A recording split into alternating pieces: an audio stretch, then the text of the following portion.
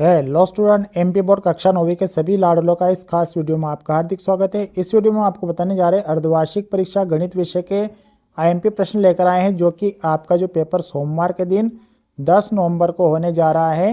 Basic और standard maths दोनों के इस वीडियो में आईएमपी प्रश्न हम आपको बताने जा रहे हैं। इसमें से बहुत सारे प्रश्न आपको पेपर में देखने को मिलने वाले हैं। एमपी बोर्ड कक्षा 9वीं के विद्यार्थी जो पहले से ही विद्यार्थी जुड़े हुए हैं, उनको पता है कि सर जो क्वेश्चन दे रहे हैं वो पेपर में आ ही रहे हैं। और एमपी बोर्ड कक्षा 9वीं के विद्यार्थी पहली बार हमारे चैनल पर जुड़ रहे हो, चैनल सब्सक्राइब जरूर कर लेना, वीडियो को लाइक कर लेना, बेल आइकन को प्रेस कर लेना, जिससे आने वाला हर वीडियो का नोटिफिकेशन आप तक आसानी से पहुंच सके। क्योंकि एमपी बोर्ड से संबंधित सब प्रकार की जानकारी हमारे यूट्यूब चैनल पर अक्सर प्रोवाइड की जाती है। चलिए जान लेते स्टेप बाय स्टेप। अर्धवार्षिक परीक्षा पेपर 2025-26 विषय है आपका गणित। एमपी बोर्ड कक्षा 9वीं के विद्यार्थियों के लिए बेसिक और स्टैंडर्ड दोनों को कॉमन हमने रखा है, दोनों के साथ में आईएमपी प्रश्न हमने दिए हैं।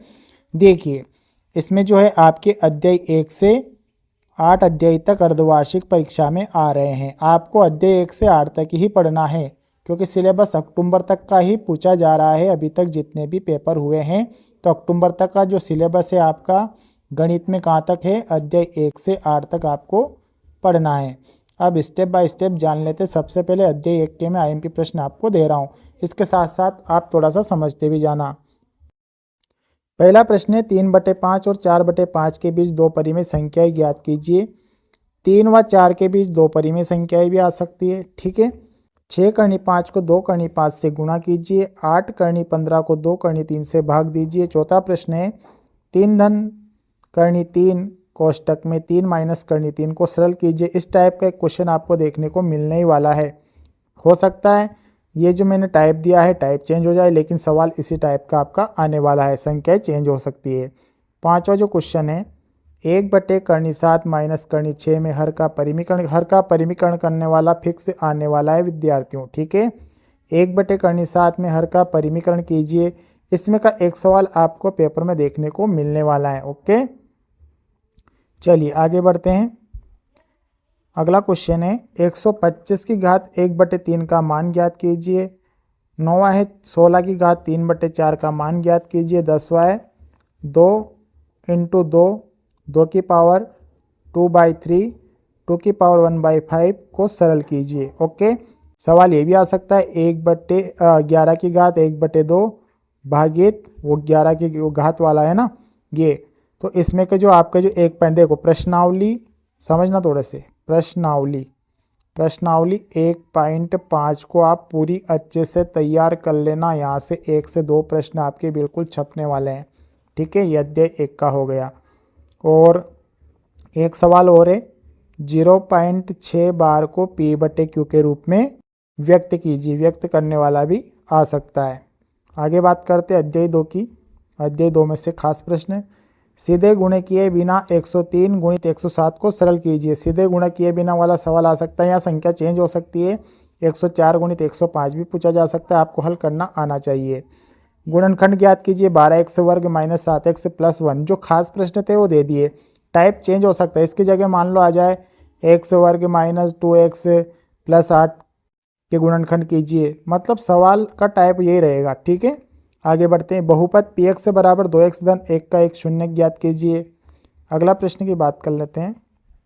चौथा प्रश्न है सत्यापित कीजिए कि दो बहुपद x² 2x का शून्य है। उदाहरण वाला है ये।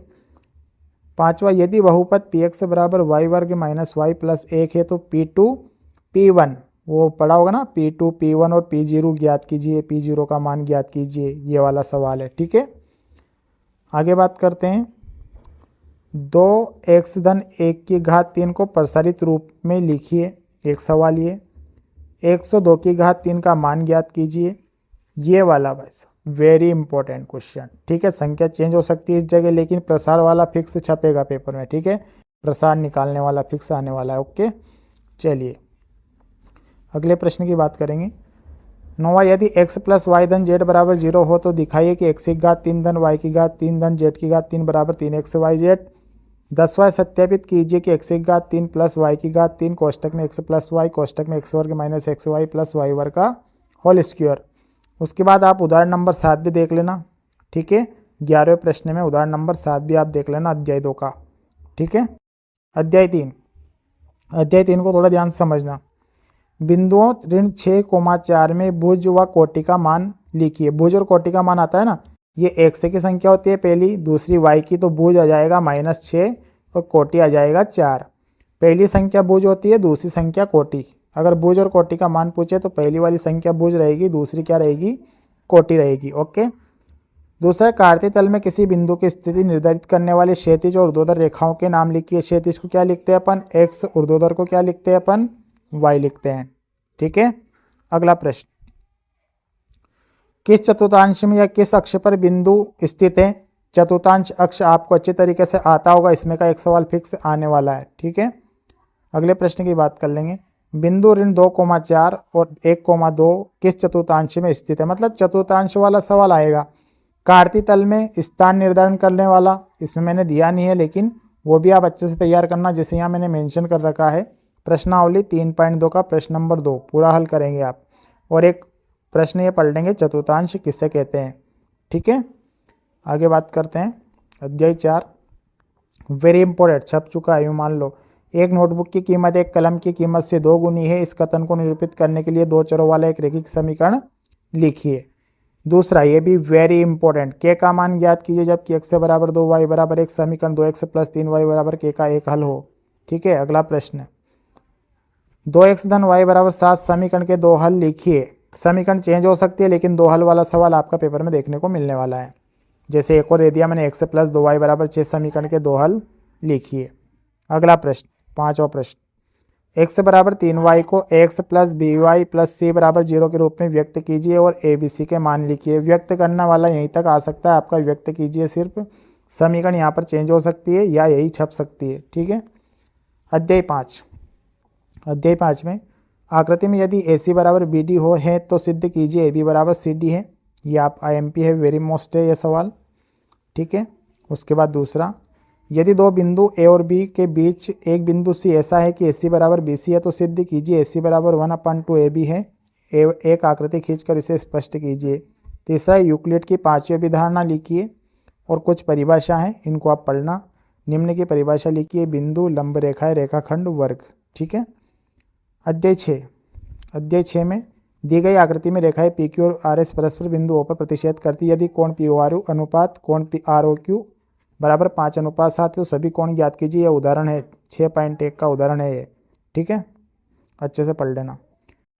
उसके बाद अगला है, दी गई आकृति में रेखाएं ABCD बिंदु O पर प्रतिच्छेद करती है तो कोण AOC प्लस कोण BOB 70 डिग्री है और कोण BOD 40 है तो कोण BOE ज्ञात कीजिए। ठीक है। अगला, निम्न आकृति में x और y का मान ज्ञात कीजिए। 3 दिया मैंने और कुछ परिभाषा भी दी, इनको पढ़ना। प्रतिवर्ती कोण को परिभाषित कीजिए, ऋजु कोण को परिभाषित कीजिए, प्रतिच्छेदी रेखा को परिभाषित कीजिए। 7वां अध्याय, त्रिभुज ABC एक समकोण त्रिभुज है जिसमें कोण A बराबर 90 डिग्री और कोण AB बराबर AC है तो कोण B और कोण C ज्ञात कीजिए। दूसरा, दर्शाइए कि किसी समबाहु त्रिभुज का प्रत्येक कोण 60 डिग्री होता है। वैसे 7 अध्याय में और भी क्वेश्चन आप और भी पढ़ लेना, लेकिन मैंने 2 ही क्वेश्चन दिए हैं विद्यार्थियों की, इससे हेल्प हो सकती है। और आप अच्छे तरीके से अध्याय 7 में और क्वेश्चन भी देख लेना। ओके। अध्याय 7 में आपको और भी पढ़ना है, वैसे मैंने 2 दे दिए। उसके बाद आपको SS सर्वांग समता नियम लिखिए, याद करना। SA सर्वांग समता नियम, SSS सर्वांग समता नियम और सर्वांग सम आकृति किसे कहते हैं, ये भी परिभाषा आप तैयार करके अच्छे से जाना। अध्याय 8 की बात कर लेते हैं। अध्याय 8, दर्शाइए कि एक आयत का प्रत्येक कोण एक समकोण होता है। दूसरा, समांतर चतुर्भुज के 2 गुणधर्म लिखिए, आयत के 2 गुणधर्म लिखिए। ठीक है। उसके बाद है क्वेश्चन नंबर 14, यदि एक समांतर चतुर्भुज के विकर्ण बराबर हो तो दर्शाइए कि वह एक आयत है। 4 प्रश्न दिए मैंने अध्याय 8 में से। और इसके अलावा देखो, आपको थोड़ा सा मैं यहाँ समझा दूँ, समझना आप सभी, थोड़ा सा आप समझना। अध्याय 6, 7, 8 इसमें से आप और भी क्वेश्चन देख के चले जाना। वैसे मैंने IMP लगे वो दे दिए, लेकिन आपको और तैयार करने अलग से और। ठीक है। क्योंकि देखिए आपका जो पेपर है जिले वाइज थोड़ा सा अलग अलग आ रहा है। 10 पेपर बनाए हैं तो 10 पेपर हैं, 55 जिले में डिवाइड हो रहे हैं, कौन से जिले में कौन से प्रश्न फंस जाए। लेकिन इसमें से बहुत सारे प्रश्न आपको देखने को मिलने वाले हैं। 101% यूँ मान के चलिए कि 80% प्रश्न तो आपके यहीं से छपने वाले हैं जो मैंने आपको बताए हैं। और वार्षिक में तो जो दूंगा वो 100% आएगा, क्योंकि वार्षिक में तो मेरी गारंटी होती है। ठीक है। अर्धवार्षिक में भी दे रहा हूँ 80% की गारंटी। ठीक है, आप इन प्रश्नों को अच्छे से तैयार कर लेना। ऑब्जेक्टिव तो आपने पढ़े होंगे। ठीक है, मिलेंगे नेक्स्ट वीडियो में नए टॉपिक के साथ। तब तक के लिए सब प्यारे विद्यार्थियों को नमस्कार, जय हिंद, वंदे मातरम।